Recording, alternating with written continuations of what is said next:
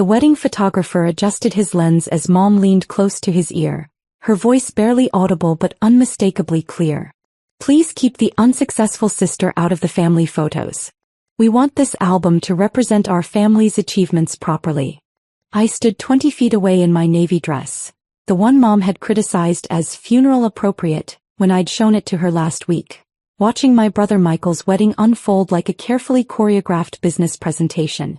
Everything had been designed to showcase our family's success story, with one notable exception requiring careful editing.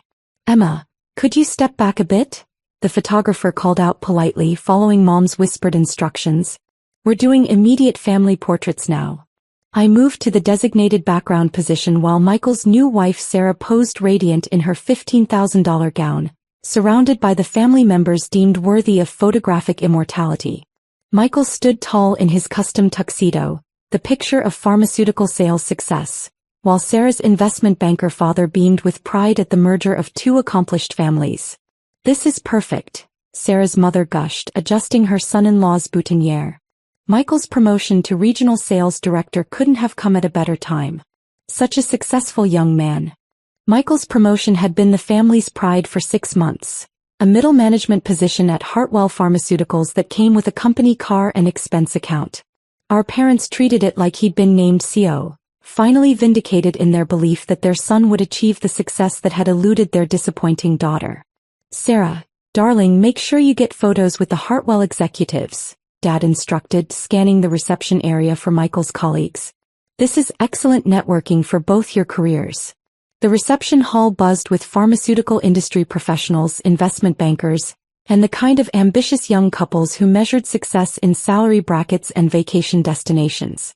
I recognized several faces from Michael's work events. The regional managers, district supervisors, and senior sales representatives who formed his professional circle. At the head table, Michael and Sarah sat with their wedding party and important guests.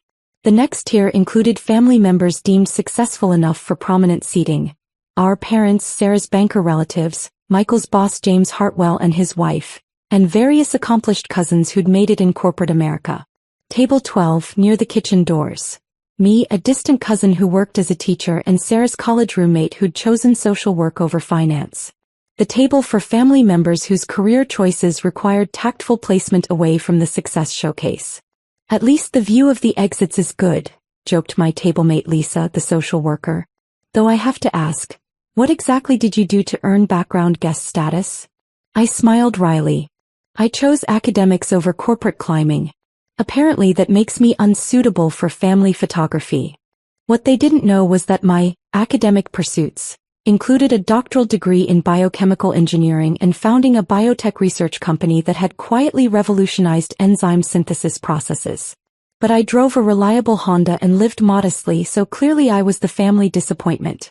During dinner, Michael stood to give his speech, radiating confidence in his new role as successful family representative. Thank you all for celebrating with us tonight. Sarah and I are grateful to be surrounded by accomplished people who understand what it takes to build something meaningful. His eyes swept the room, pausing warmly at the head table before briefly acknowledging our distant corner with polite obligation. Some people take longer to find their professional path, he continued, and I felt every pharmaceutical executive's gaze turn toward our table. But tonight is about celebrating those who've achieved their goals through hard work and determination. Polite applause rippled through the crowd while my cheeks burned. My phone buzzed discreetly with an encrypted message I recognized immediately. Board meeting moved to tonight. Urgent acquisition approval needed. I stared at the screen, processing the implications. Tonight was supposed to be my family obligation, not the night my two worlds collided in the most spectacular way possible. The dancing had begun when my phone buzzed again. Chairman's presence required. Executive helicopter en route. I excused myself to the ladies' room, calling the number back immediately. Dr. Thompson? The voice belonged to Margaret Walsh, my executive assistant. The Hartwell Pharmaceuticals acquisition just hit a snag. Their board discovered our interest and they're demanding immediate negotiations. Margaret, I'm at a family wedding. Can't this wait until Monday? The Hartwell board threatened to accept a competing offer from Morrison Industries if we don't respond tonight.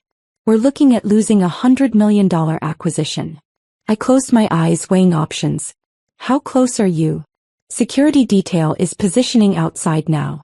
Your helicopter is 3 minutes out.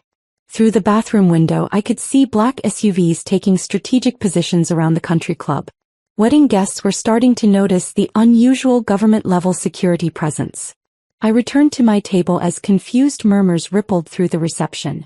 James Hartwell, Michael's boss, was on his phone looking increasingly agitated.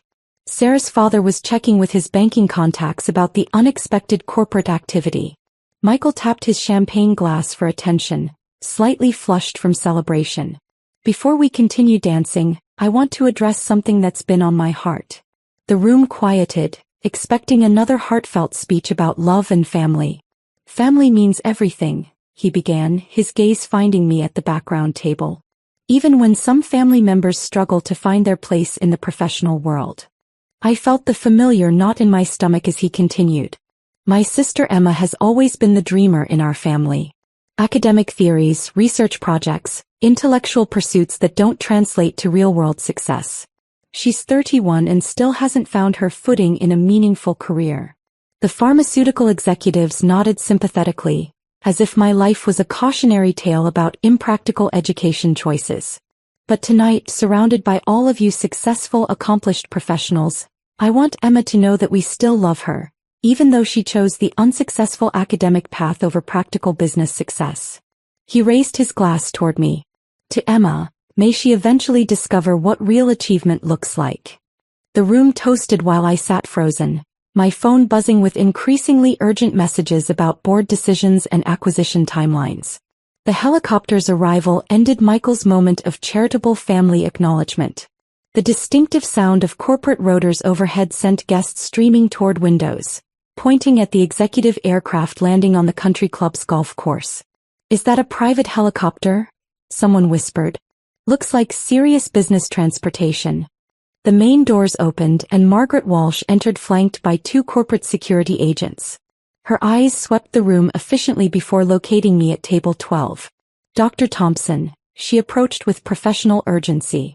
Thank you for making yourself available during this crisis. Every head in the reception hall turned toward our forgotten corner table. Michael's champagne glass stopped halfway to his lips. Dr. Thompson? Margaret continued, oblivious to family drama.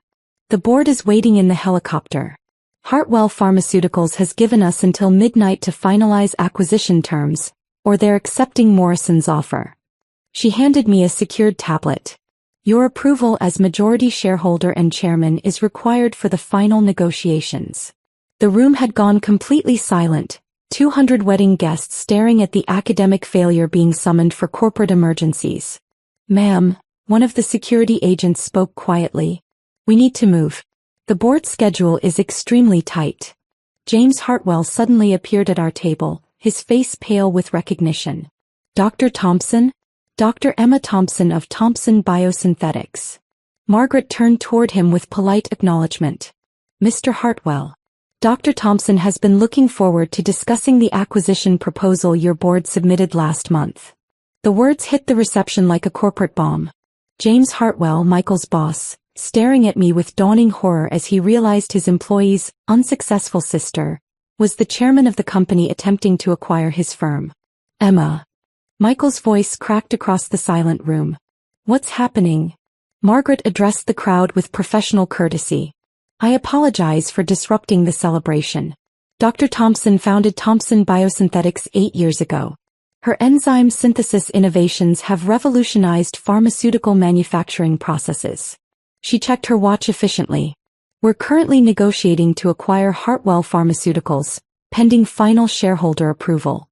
The walk through the reception hall felt surreal as wedding guests parted for our corporate procession. Pharmaceutical executives who dismissed me an hour ago now stared with recognition and growing panic. Is that really the Thompson Biosynthetics founder? She's acquiring Hartwell tonight? Didn't Michael just call her unsuccessful? Sarah grabbed my arm as we passed the head table. Emma, stop. What is this? Some kind of elaborate joke. Margaret paused, her expression professional but kind. Ma'am, your sister-in-law is one of the most influential figures in pharmaceutical research. Her company's market capitalization exceeds $2 billion.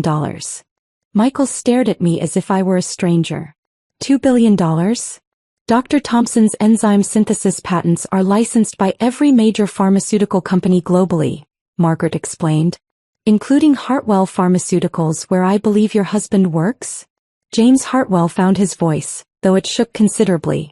Dr. Thompson, I had absolutely no idea you were Michael's sister. Our acquisition discussions have been conducted through intermediaries. Outside, my helicopter waited on the golf course, rotors spinning slowly. Margaret handed me secure documentation as we walked. The Hartwell board is demanding a 15% premium over our original offer, she explained. They discovered your family connection and they're concerned about potential conflicts of interest. My parents appeared at the country club entrance, Mom's face pale with shock. Emma, what's going on? Dad demanded. These people said you're some kind of corporate executive? Not just an executive, Margaret corrected gently. Dr. Thompson founded Thompson Biosynthetics in her garage 8 years ago. Her innovations in protein synthesis have generated over 300 patents and revolutionized pharmaceutical manufacturing. Mom stared at me as if I were speaking foreign language. But your job, you said you worked for a research laboratory. I do. My research laboratory. Thompson Biosynthetics employs over 400 scientists across 3 facilities. But you never mentioned. She started. You never asked, I replied quietly. Every time I mention my research, you changed the subject to Michael's sales achievements. The helicopter pilot emerged, checking his watch. Dr. Thompson, the board conference call starts in 20 minutes. He addressed my family with practiced corporate courtesy. You must be very proud. Dr. Thompson's work has advanced pharmaceutical science by decades. Michael finally found his voice. Decades. Oh yes, Margaret continued. Dr. Thompson solved the enzyme stability problem that had plagued pharmaceutical manufacturing for 30 years. Her synthesis process reduces production costs by 60% while improving drug efficacy. She turned to James Hartwell, who looked increasingly uncomfortable. Mr. Hartwell, I assume Michael's employment status won't affect our acquisition negotiations? The question hung in the air like a corporate threat. James realized that his employee had just publicly humiliated the woman who could decide his company's fate. Of course not, he stammered. Michael's perspectives don't reflect company policy in any way. I checked my watch as wedding guests gathered around the windows, watching their background failure prepare for departure on a corporate helicopter. Margaret, brief me on Morrison's competing offer during the flight. They're offering 12% over market value, but without your synthesis patents, their integration would be problematic. Michael approached hesitantly. Emma, wait. We need to talk about this. About what, Michael? About how I'm still struggling to find my professional path. I didn't know. You didn't know because you never bothered asking what I actually do. You saw my modest lifestyle and concluded I was unsuccessful, when I actually choose to reinvest profits rather than display wealth. Sarah stepped forward, her wedding dress trailing behind her. Emma, surely this is all just a misunderstanding. The misunderstanding is assuming that quiet people are unsuccessful people. You measured achievement by salary announcements and company cars, missing the actual success happening quietly in the background. James Hartwell looked increasingly desperate. Dr. Thompson, about the acquisition. Mr. Hartwell will discuss business during appropriate business hours. Tonight is family time. I boarded the helicopter as Margaret briefed me on final negotiation points. Through the aircraft windows, I could see the entire wedding reception gathered outside, watching their background guests depart for corporate emergencies that would determine their professional futures. My phone buzzed with a text from Michael. Emma, please. We need to understand. I turned off the phone as we lifted into the night sky, focusing instead on acquisition documents that needed my immediate attention. Below us, the country club grew smaller, along with the family who'd spent years explaining why their version of success was the only one that mattered. 3 hours later, I sat in my corporate boardroom as the final acquisition votes were tallied. Thompson Biosynthetics had successfully acquired Hartwell Pharmaceuticals for $1.2 billion, making it the largest biotech acquisition of the year. Outstanding negotiation, Emma, said board member Dr. Patricia Chin. The Hartwell integration will expand our manufacturing capacity by 300%. My phone, reactivated after the corporate vote, showed 23 missed calls from family members and a flood of increasingly frantic text messages. Michael, Emma, I'm so sorry. I had no idea about your company. Mom, why didn't you tell us you were successful? Dad, we saw the news reports. Are you really worth $2 billion? Sarah, Emma, James Hartwell says Michael's job depends on this acquisition. I ignored them all, focusing instead on integration planning with my executive team. Dr. Thompson, Margaret approached with final paperwork. The acquisition is complete. Hartwell Pharmaceuticals is now a wholly owned subsidiary. Thank you. When do you need me for the employee integration meetings? Tomorrow afternoon. We'll be addressing workforce concerns and reporting structure changes. A young aide entered hesitantly. Dr. Thompson? There are reporters outside asking about your background and the family connection to Hartwell employees. I considered the implications. Standard corporate biography is fine. Educational background, company founding, patent portfolio. Nothing about family dynamics. Of course.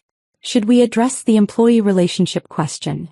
All Hartwell employees will be evaluated based on professional performance, not personal relationships.